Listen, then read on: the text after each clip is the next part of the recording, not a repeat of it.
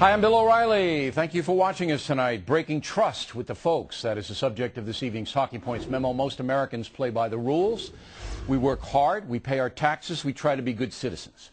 When the government urges us to invest for retirement, many of us do.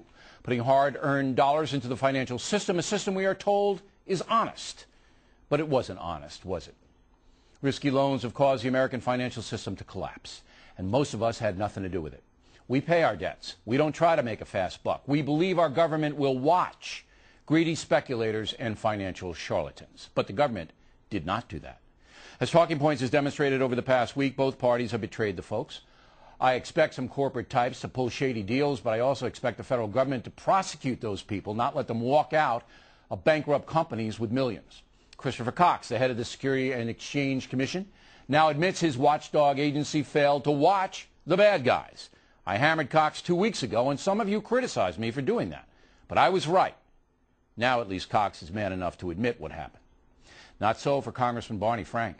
As a member of the House Finance Committee, Frank has been directly involved with Fannie Mae and Freddie Mac for years. In 2003, Frank said, quote, "These two entities, Fannie Mae and Freddie Mac, are not facing any kind of financial crisis. The more people exaggerate these mortgage problems, the more pressure there is on these companies, the less we will see in terms of affordable housing," unquote. Frank used the federal lending agencies to promote housing loans to poor Americans. But when he took over as finance chairman in 2006, he saw the risky loans firsthand. So his committee created an oversight body called the Federal Housing Finance Agency, which got lost in the chaos of Washington. Now Frank is railing against those who dare criticize him, writing in the Boston Herald, quote, "Among the more glaring stupidities in the right-wing attack was Bill O'Reilly, asserting that I had spent all this time pounding on the table demanding more purchases of low-income mortgages," unquote. But according to many of his peers in the House, that's exactly what Frank did. When you hear Barney Frank saying, "Oh, no, I was the guy who called for tough Freddie and Fannie stuff," when you hear him say that, what do you say? Joke.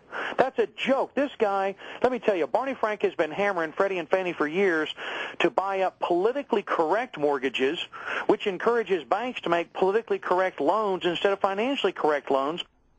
Now, Frank will say it's another right-wing attack, but the record is clear. Fannie and Freddie collapsed on his watch.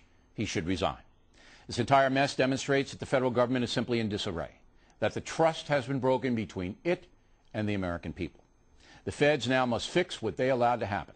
They must prosecute CEOs who misled the public, and people like Barney Frank and Christopher Cox need to be replaced.